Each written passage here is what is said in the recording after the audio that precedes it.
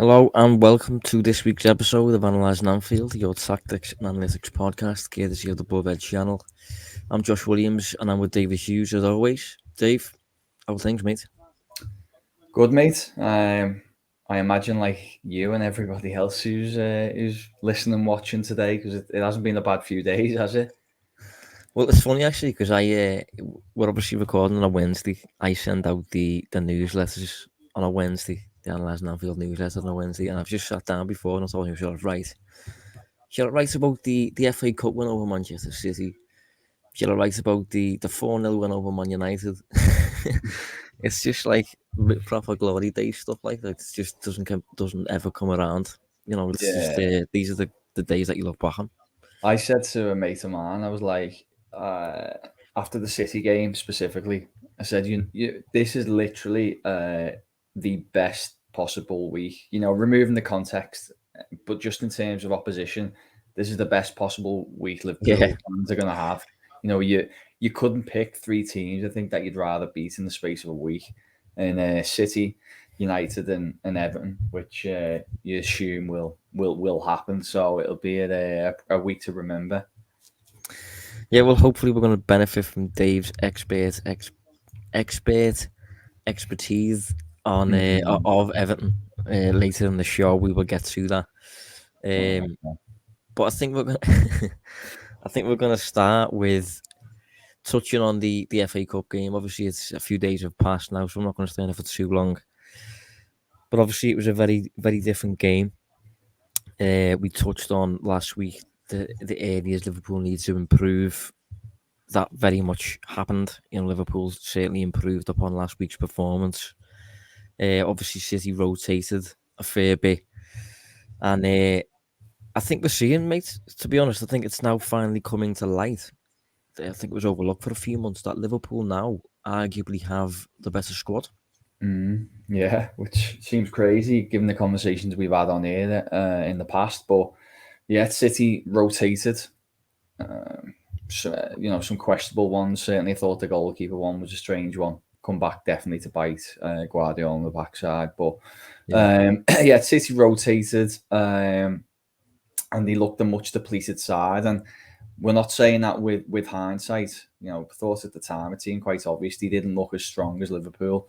And then Liverpool started really well, and importantly, which maybe they haven't done in the past, but importantly got the early goals to kind of build on that great start, and it become for certainly in the early stages an almost perfect performance.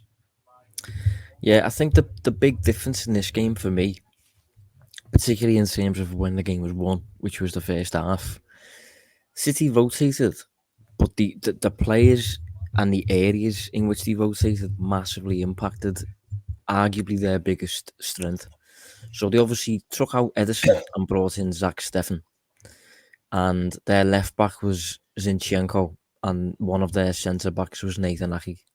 Now, those players are fine, but they're not Guardiola level players. Zinchenko a few years back it wasn't even that long ago really. He was touted for a move to Wolves. Nathan Ake he got from Bournemouth.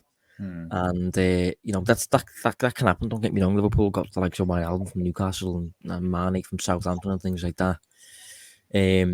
But I think what I'm getting at is Guardiola's biggest strength, arguably, is building through the thirds of the pitch from the goalkeeper. In the build-up, Guardiola is the master, and they're extremely difficult to press, extremely difficult to get the ball off, and if they play through, you're in trouble, basically.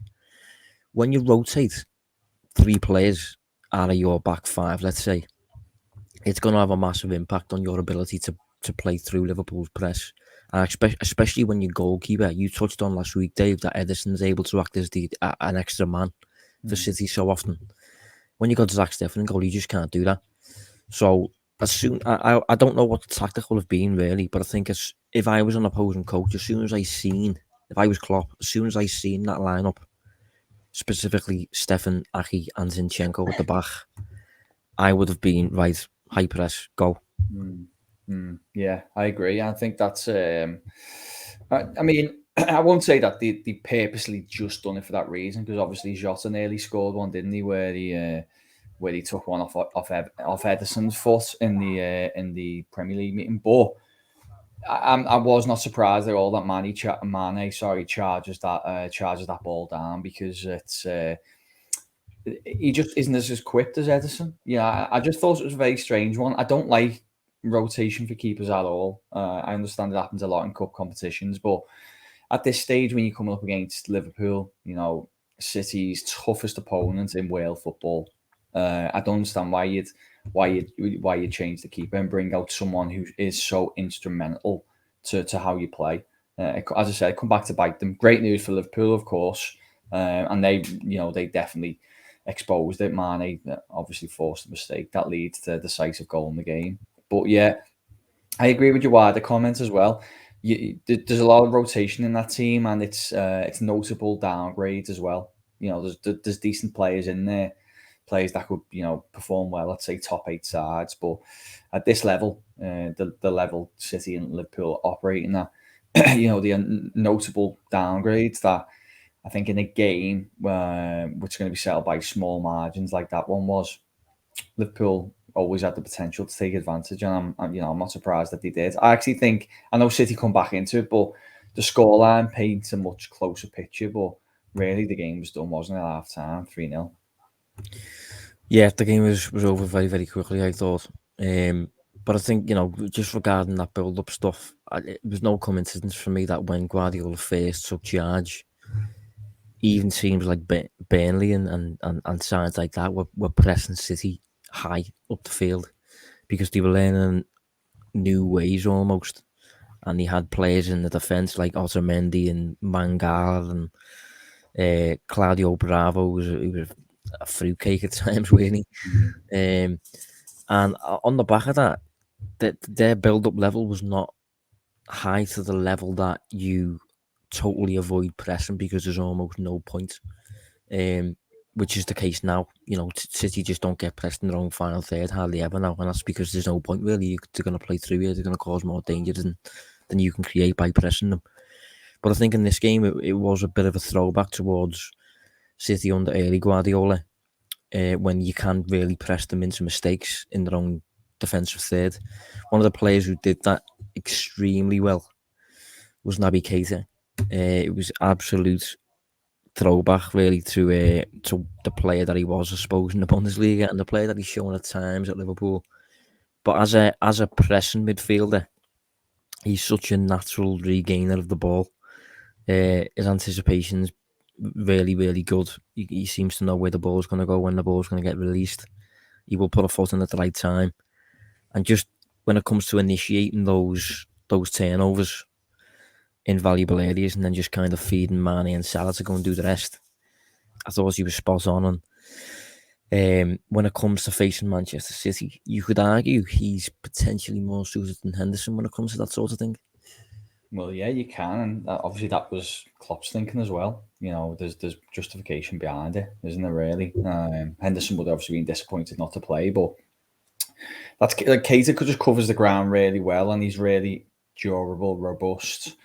Really cliche lines, but it's true. He's kind of he was described as a pressing monster, wasn't he, before he come, and we haven't seen a lot of it at Liverpool in years gone by. But I must say, I do think if you look at this season as a whole, this has been his best one at Liverpool so far, in my opinion. Where he's looked most like himself, most like the Keita that everyone was expecting. I actually haven't had a look at his minutes played, but he feels as if he's been so much more reliable this year. Yeah, I'm just getting that up now, actually. I agree with you, though. I think there was a period not that long ago, really, where we were actually talking about what you do when it comes to his next contract. Do you let him leave for free? Do you sell him? Do you give him a new deal? Because you just weren't really playing particularly often. But I think this season now, I think he's kind of established himself as, when you've got the usual midfield trio of Fabinho, Thiago and Henderson, the next player is comfortably Naby Keita. And Liverpool have, I think, 4 proper starters there in terms of the midfielders, and then you've got a few, maybe you could argue, second strings in the likes of Jones, Milner, Elliott, Ox. But I think Naby's closer to the starting three than the bank of second strings, if you know what I mean. He hasn't actually started as many as I thought. So far this season, he started 10 Premier League games. Obviously, I'm not sure when it comes to Carabao Cup, FA Cup, and Champions League. I'll try and get that in a sec. But in terms of Premier League starts, he's on 10. That is still more than last season. He posted 7, and the season before he posted 9. And in his first season, he posted 16. So he could still reach his best season. I'm not sure if he will, in terms of starts at least. But I do think it does feel like he's available more often than normal. Yeah, it does, yeah. And he's, I mean, on your point there about him being, the kind of the best of the non-start midfielders, I think that's right. But what I've noticed as this squad's got a lot stronger as well is it feels like suddenly Klopp has options where it's not necessarily, we can bring him in and there won't be that much of a drop-off. He can start thinking of it more, in the wider context of that game. So I thought a little bit at times this season when he's gone with, say, Jota over Firmino, because maybe he thinks Firmino might be a little bit better dropping in for this particular opponent, whereas you need the goal threat from Jota against this one. I think City was a good example of him doing what you just pointed to there, thinking Keita is going to be a little bit better without the ball, a little bit more imposing, so we can bring him in for this game, and then you can revert back to like a Henderson, a few days later. So I just feel like that's something that's really key. It's not just about having reserves who can kind of come in when players need a rest. It feels like Klopp's just got a lot of different options now across the pitch in terms of, more so from a kind of football and tactical point of view. Yeah, across all tournaments this season, so Champions League, FA Cup, Carabao Cup, and Premier League, Keita's made 30 appearances so far. 19 of those have been starts, so it's good stuff. It's enough for me, and I think crucially when he's played, he's made a difference. He hasn't been a negative, if you like. He hasn't been a problem. I think he's had 1 or 2 of those in the past, Real Madrid, and I think there was another game, I can't remember what it was. But I think generally he is looking good, and he's still only 27, and he turned 27 69 days ago, so still got a few games in him. And I do think on the back of that performance, I'm not sure how much of a thing it is, but I do think on the back of that performance, if Liverpool were to get in the Champions League final and their opponent were to be Manchester City, I think Keita has put a fair claim ahead of Henderson there to play. I don't think he would, just because of the status of the game and Henderson's importance almost as like a coach on the pitch in terms of his voice and things like that. But I don't think Keita could have been more convincing than he was in that game against City in terms of his regaining the ball and things like that. Yeah, it's an interesting note on that, actually. Would you, in terms of the context of the game, I feel like I've said that a few times already, but it feels very key on the subject to talk about. Would it be right not to play Keita, who potentially be better for that fixture, over the course of 90 minutes, in place of Henderson, who's obviously the captain, but should football and purposes kind of take over there? But it's a very emotional fixture, the Champions League final. It'd be interesting to see how Klopp would approach that one. It'd be a little bit of a conundrum for me. Would you go Keita or Henderson? Yeah, tricky one. So Liverpool obviously through to the FA Cup final. We have Chelsea again, which it's not great, but I suppose I'm going to say it could be worse, but we've just had City in the semis, so that's the only way it could have been worse. But we'll preview that one when it comes to it anyway. That's still a few weeks away, I think. But obviously we had Manchester United on Tuesday night. Serious performance from Liverpool, 4-0. General thoughts on the game, mate? Honestly, it went exactly as I anticipated it to go. Yeah, same. In every possible way. It was I didn't expect anything from United in the game. I know there's always a thing that you expect, maybe these more emotional games that there could be a plot twist, but I just think the form Liverpool are in, the form United are in, I could never see how that was going to happen.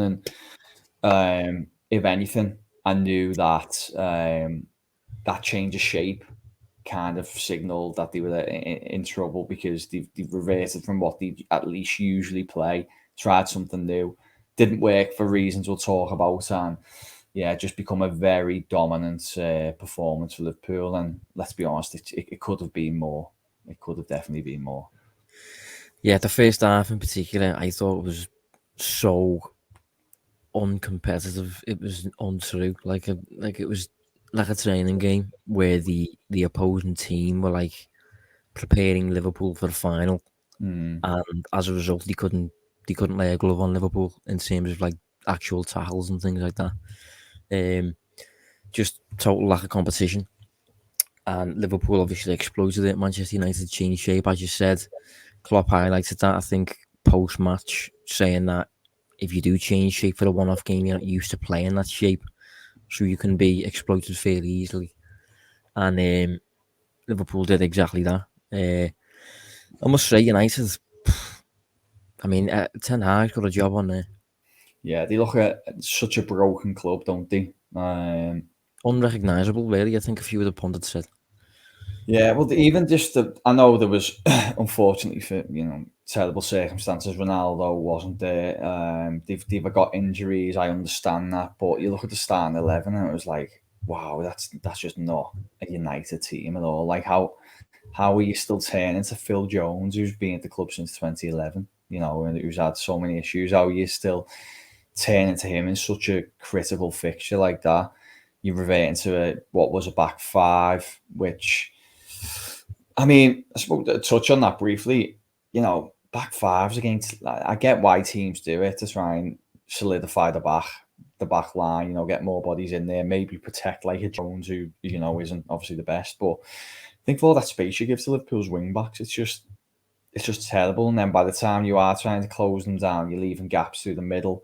For then, Thiago, we will touch on in a minute, was just phenomenal, just absolutely piercing through. I didn't get it, but I guess it just summarises where they're at as a team. They've got no identity whatsoever, no kind of structure. So they turn up, roll the dice a little bit, but with very little hope. Yeah, Phil Jones as part of a back five at Anfield, his first start in a while, I think. Paul Pogba still as part of a midfield too. Two right backs playing as wing backs. I know they had injuries and stuff like that, don't get me wrong. You had Jesse Lingard on the bench who's leaving, Juan Mata on the bench who was leaving, one of whom came on. Pogba who's leaving. Yeah, Pogba who started and who was leaving. So it's just such a mess. Honestly, he's just on Pogba quickly. Did you feel like he just thought, yeah, I've got no interest in trying to stick this one out? Because I could be well off, but there was a part of me that thought he's pulled something or felt something and was like, why would I want to stay on? I'm leaving at the end of the season. I'm at Anfield. We're going to get battered. Yeah. Forget this. Well, I watched the game with my dad actually, and I did bring that up. I said to him though, I said the picture he's painted of himself over the past few years at United, just the nature of his game, what people kind of expect from him now. He's kind of subconsciously planted that seed. That is a thought that crosses your mind when you see him go off the pitch in a tough game at Anfield where you're getting beat. It does cross your mind. It would never cross your mind, for example, with a player like James Milner, or somebody like that. I'm not sure who. Give me some other examples. John Terry, someone like that. Yeah, anyone. Yeah, I mean, you could name most, Sadio Mane, just these players. Just wouldn't see it, would you? Yeah, a lot of them, you would just take it face value. But for some reason, with Pogba, as I said, just because of the picture he's painted himself, since he came back to England, you just have that element of doubt maybe in your head that is he genuine? Can he genuinely not play on? Yeah. But I suppose it's a bit of a sinister thought. It's a bit cynical, isn't it? I don't really want to think like that. But Yeah, and we might be well off, but I just, especially with how the game was and the circumstances there, I just thought. I mean, there was a moment where I thought Rashford went down there at the end of the first half, and he was kind of holding on. It looked a little bit innocuous, and I was like, is he thinking, should I just stick this one? And to be fair, to his credit, he gets back up and it's all right. But he took a knock. And I was thinking, is he maybe just thinking, throw the towel in here? I don't want to stick this one out. But it was just really bad. He looked a little bit better, admittedly, in the second half. Because he reverted to like what I thought they were going to do anyway. A United transition performance of just winning the ball when it's turned over, give it to one of the quick players who it was mainly Sancho. Give it to him, let them run at the defence, see if you can catch them off guard and maybe get a couple of shots off. I thought it was funny that they once again found a way to revert back to 4-2-3-1. Yeah, like after what we said last week, it just seems to forever trying to get away from it. And forever Ten Hag plays it though, doesn't he? Yeah, Ten Hag plays a 4-2-3-1, so I think they're just going to be stuck with it again. Yeah, no. To be fair, the formation isn't so much the problem. I just think the personnel and the balance of the team is wrong. I wouldn't be surprised if Ten Hag fixed that. I just think it's quite funny that for years and years, for the whole of Pogba's time at the club, he has played in the midfield too. Despite the fact that he's not a midfield 2 player. But one of the midfielders who did dominate the game, I mean, what can you say? Thiago Alcantara, mate. What a performance. Well, yeah, one of the finest individual performances I can remember watching. So I kind of said this at the time. I tweeted it out. Maybe I could have elaborated further on it, but it felt like the game was so easy for them, or at least he made it look so easy that at times it was like he wasn't satisfied unless he was taking 2 or 3 men out with one pass. Do you know what I mean? Like he was capable of he had 2 or 3 options every time on the ball because of the ability he's got, but he wanted to always play these penetrating balls, which were just so valuable for Liverpool. Like he was just splitting. United tried to be compact through that middle area, but with him there, it was just impossible. He just found a way. He can get the ball. They say, have you ever heard that term? They can get where water can't. He can get a ball where water can't. He was in that form last night. Yeah. No, he was ridiculous. It was comfortably one of the best midfield performances I've ever seen from a Liverpool player. One of the best. So well rounded, ahead of the curve when it comes to decisions, and he was just a step ahead for the whole game. And in the numbers, you can see a lot of it as well. So, despite all the value he offered on the ball in terms of moving the ball forward, no player who started the game completed a higher percentage of their passes. He attempted 110, completed 105. So that's a 95.5% pass completion, which usually would be a bit of a redundant, meaningless statistic. But when you couple that with the fact that he was so progressive on the ball, you have a serious player. In terms of progressive passes, he again topped the game, if you like, 13 of them. Liverpool's second best player was on 8. That was Jordan Henderson. Even in terms of dribbles, he attempted 3 dribbles, completed them all. In terms of progressive carries, you don't associate Thiago necessarily with carrying. He completed 12. The next best was on 9, Luis Diaz. So he was just across the board. He was just complete, proper total midfield performance. And this is exactly what I kind of expected from him. Like, this is exactly why I've placed so much importance on him throughout the season as Liverpool's not most important player, but just a player who I am desperate to play in big games for that exact reason, because he's just despite the players that were on the pitch, right? You got Van Dijk on the pitch, you got Mo Salah on the pitch, Luis Diaz, Bruno Fernandes, Paul Pogba for a short period, Fabinho, Trent Alexander-Arnold. Thiago looked a different level to Oldham. Thiago looked on his own, and that's difficult to do when you're surrounded by fellow elite players. Yeah, I did this morning have a look because I was curious to see if the underlying numbers kind of married up with what we watched, because that doesn't always happen, does it? Sometimes, you think you see something fantastic and the numbers don't really capture it. But yeah, the minute I saw that he had the most progressive carries, the most progressive passes, and most dribbles on the night, I was like, there you go. It's in black and white for you right there. Even if you didn't watch the game, that's a phenomenal performance in those numbers alone. But he was fantastic. And now, it's just that double-edged sword now for Liverpool, isn't there? We talked for so long about the threat of the wing-backs. It was all about trying to stop them. The biggest problem opponents had was basically trying to stop both of them, because Liverpool could switch from one to the other. That was the big headache. But now you throw in there that they've got such a penetrative midfielder who can kind of thread balls, eye the needle stuff, then, how do you defend against it? If someone said to me now, come up with a game plan to stop Liverpool, I just don't know what I'd say. I don't know what it would be. It'd be really, really tough to come up with one. And okay, the very elite managers have such a better footballing brain than I do, but I know for a fact they must have those issues every single week. Yeah, well, and Thiago was a massive reason behind that. Liverpool were relatively predictable for a period in terms of you knew that the progression was going to come from Trent or Robertson, really. Thiago offers that from the middle of the park, and Liverpool didn't have that previously.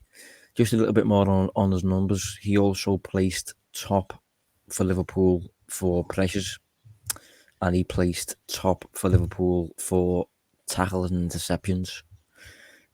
Which again, I mean, we haven't even mentioned his defensive contributions during the game. I thought his defensive work was great. Just again, in terms of his ability to read passes, read where the ball's going to go, and just intercept. His willingness to put a foot in, I thought was, he's like 5'6", and he's putting himself about like a proper dog. But he's such a complete midfielder. Yeah, he's the only shame. I think that he'll obviously be all right for a little while, but it's a shame he's not 5 years younger, isn't it? Because he could just kind of dominate that midfield like he did, for Bayern. He could do that for many years to come. I'm sure he still will to an extent, but 5 years younger, it would have been, he could have built your whole midfield around him. Yeah, very much so. Yeah, special player, and it looks like he's approaching good form at the best point of the season. Really, he played really well against City in the FA Cup game. I think he played pretty well against Benfica, if I'm right, and obviously dominated this game on his own. And Liverpool are going into a point now where it's kind of a final every week, so certainly going to rely on him, and hopefully he stays fit. Especially for this weekend, Dave, because he has Everton. Thoughts on the Blues? Just saw you shake your head there.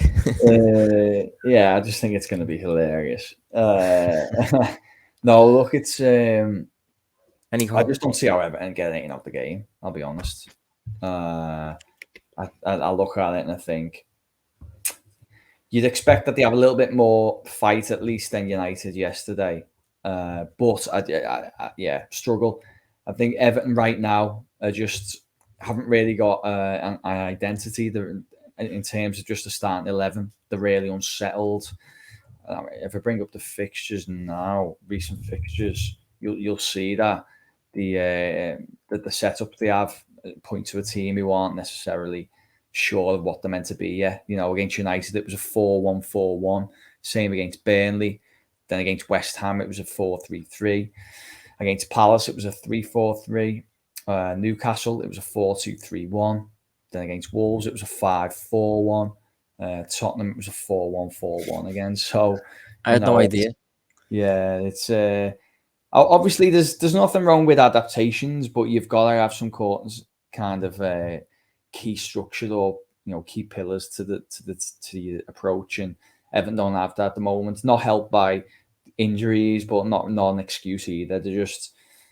I think they're just trying to stumble away across the finish line, Josh, and hopefully stay up. Yeah, one curious thing attached to the season is the away record. Like what's the story behind that? Because I remember when Ancelotti was in charge, I'm pretty sure that became a key strength at some point. Whereas this season, Everton have, let's have a look, points per game. Yeah, points per game away from home, Everton on 4, which is bottom of the league. Yeah. Norwich have won more points than Everton on the road this year. Yeah. Don't think they've won an away game since 30th of August. We're in April now. So I don't know. I think that they're a little bit. It's hard to quantify in numbers, isn't it? But poor season, maybe a little bit weak in terms of a mindset across the team. Really hard. I don't know, but there couldn't be a worse fixture for Everton to go to away from home than Anfield. And historically, it's been tough. I know Everton won there last season, but he had the benefit of minus 50 odd thousand Liverpool fans. It made the task a little bit easier. Now, I expect it to just be a really difficult afternoon for Everton and quite a comfortable one for Liverpool. Yeah, it's going to be an interesting one. This, I actually think, no disrespect towards Everton, but I actually think Klopp might do what he's done in the past and use this game to rest one or two.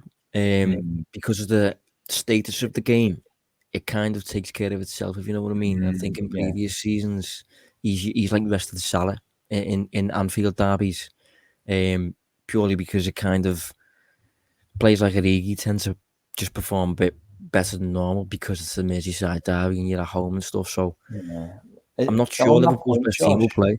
Yeah, on that point, it does feel like that, doesn't it? Like it does feel like it almost because the team maybe gets a few key players come out.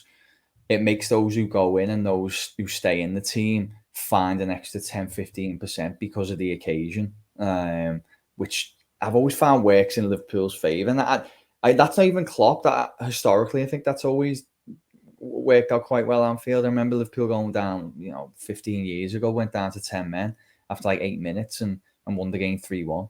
I think it just brings out the best in the team.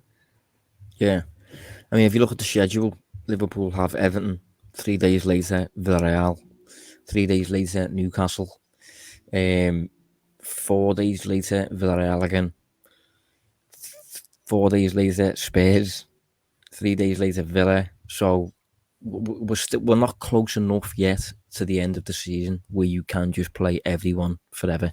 You still need to rotate when you can. I think certain players will keep playing. Like Van Dijk, I think maybe has had his last rest of the season, which came against Benfica at home when we had the tie virtually won. But I think in terms of Liverpool's strongest players, like say for example Salah and Thiago and potentially even Trent, maybe the backups can come in for this game, and the occasion will just take care of itself, especially considering Everton's away record. Is there anything in particular that you are concerned about in terms of like a weakness Liverpool to target, like a side, potentially like a flank? No, not really. I think Liverpool's so well-rounded now. The only obvious one that, and bear in mind we applaud it, so it's not like we're jumping on the bandwagon. We were talking about this 2 years ago. The stuff with the defensive line and maybe how you can beat it. I do always think that there's although it's necessary for how Liverpool play, there is always a small margin that you can exploit. If you just time your run right, and if you've got pace in the team. I think what Everton have got is a little bit of pace with Anthony Gordon, who's being a really kind of, by their standards, a standout star this season. Considering his age, they've got Damari Gray as well, who's got a decent amount of pace behind them. So maybe if you get them 1v1 against, Trent or whatever. Not because I'm trying to build into that narrative that he's a bad defender, not open that Pandora's box. It's just the reality is, at Premier League level, and if you can get any defender 1v1, except maybe Van Dijk, if you can get them 1v1 in transitions, then you've always got half a chance as an attacker. So maybe that could be a route for Everton to create a couple chances. But, on the whole, if you look at it in terms of a contest, it's hard to see how else they create many chances, whilst they look quite vulnerable in many other ways. Yeah, I think it's interesting when it comes to Gordon, how in these situations, so often you kind of see young potential stars emerge from times of trouble, if you know what I mean. Yeah. I think Arsenal had a tricky period and Saka emerged. I think a few years back, Liverpool had a tricky period. I think Sterling maybe emerged. I think Rashford potentially emerged at United during times of struggle. That is one really weird perk attached to your club basically being bad on the pitch, is the odd youngster might get a go, and sometimes he proves to be good enough. Yeah, well, he's got obviously this is at home, but that's where Everton have been a little bit more recognisable, I guess. He's got something like in his last 6 Goodison starts, he's contributed to 5 goals or something, either scoring or assisting. What I would say is, if this was at Goodison, it does feel like, even though the Everton haven't been great there as well, they've been a little bit better. I think they've won like 5 of Lampard's 8 home games or something. City come there, if you remember, a few weeks ago, or it might have been about 5-6 weeks ago now, and it was a really tight game where they struggled to break them down, and they got away with it a little bit with that penalty shout. Do you remember that? Yeah, I watched that game. Yeah. Yeah. So I think if it was at Goodison, maybe they have found a way to be a little bit tougher to beat. But I just think going to Anfield's like it was at its best a couple of years ago, when it was just relentless victory after victory after victory, and this is the ideal way to cap off what's been a great week. So I just expect it to be an early goal, couple, and maybe kind of at 3 or 4 fairly early on, and have the contest done within the hour. Yeah, I agree. I think I'd actually be pretty concerned if it was at Goodison, to be honest, especially considering what's riding on the game and what Everton could do to end it, to disrupt it. But the fact it's at Anfield, I do think it's very in Liverpool's favour. And I think before we close, what are your general thoughts on Lampard now? He's been in charge for, I'm not sure how long it is now, but it feels like January. Yeah, so about 3 or 4 months or something like that. Has he been what you'd expected? Worse, better? Any hope for future seasons? So he's kind of been what I expected based on what we know. A little bit. There was, I guess, there's a hope in the Everton camp, with having that fresh face and a manager who's done. He did okay in parts. He did okay in Chelsea, got them back in the top 4, didn't he? Derby, he obviously secured the playoffs with. Although we know that maybe that was a little bit fortunate based on what the underlying numbers said. He had issues defensively, and I think what stood out over these first couple of months is naivety in parts. Feels like you can almost see how he's played something out in his head, or he's formulated a plan, but it's maybe lacked a little bit naivety when you've actually applied that to the team and in a specific match. Overall, probably a little bit disappointed. I thought he'd have more of a bounce for at least the first couple of months, and by this stage, Everton would be safe. You look at it, and so we're recording on Wednesday. Everton play tonight, so people might be listening or watching after that result. They've got Leicester at home.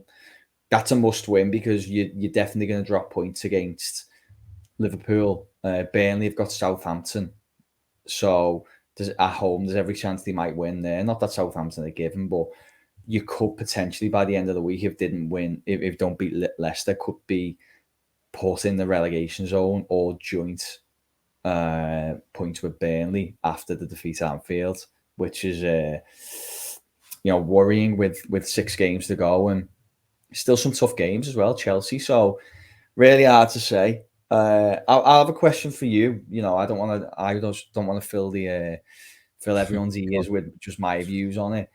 Would 2 scenarios: if Everton stay up, would you keep Lampard and see what you can do? If they go down, would you keep Lampard or would you try to do something new? Are they 2 questions, Harry? Yeah, 2 questions. Yeah. Oh, that's a tough one now. I really don't know. I don't know on both scenarios because I still don't know how good Lampard is. But I'll be honest, if I had to pick a side, I don't think he's very good, if I'm honest. I think I do generally like him as a person type thing. But I don't think I rate him that highly as a coach.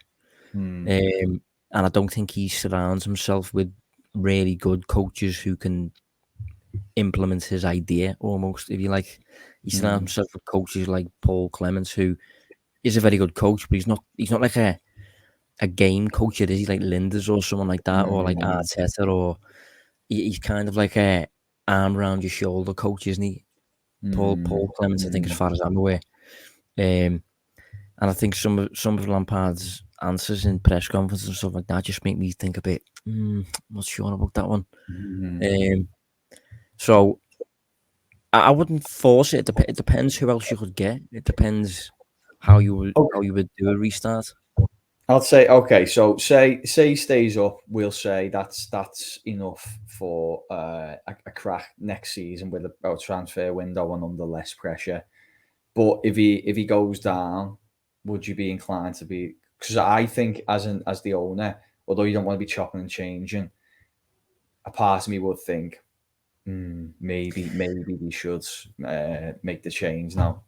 Yeah, I think if you went down, what would you say if I moved towards Chris Wilder as an option? Yeah, I don't think Wilder's a bad manager at all. I can see Everton in him though, if you know what I mean. Yeah. In the way just the working class thing, getting the players committed and stuff like that, standards and all that cliche age old Yadar stuff. Look, mate, if you get relegated, you've got no right to be arrogant and turn your nose up at any manager that who's operating Premier League / Champions League level. So I don't know. I always thought, Wilder, Dyche, I thought he might end up getting thrown in the mix. I think he'll end up getting the job soon enough. The only thing that might benefit Everton is, and I'm conscious that I don't want to bore people with just Everton talk, but it's I guess we do this with most teams, don't we? We try and talk about them in a bit more detail when Liverpool playing them. The only thing I do think is that Burnley decision to sack Dyche will go one or two ways. They might get a new manager bounce, even with a caretaker, or they'll just plummet. And there's every chance it's the latter, isn't it? I wouldn't have done that personally. I wouldn't have got rid of them. So it's going to be interesting to see how it plays out.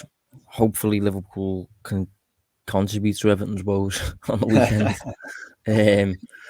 But both teams, but both teams have got big things to play for in a way. It's going to be interesting. But yeah, we'll keep going, keep moving towards the end of the season, and we'll be back next week. But Dave, thanks for joining us, mate. Thank you, mate. Cheers, everyone. Yeah, and we'll be back next week to address the derby, see what Dave thinks about what happened. But see you then. Thanks for tuning in this week. See you next week.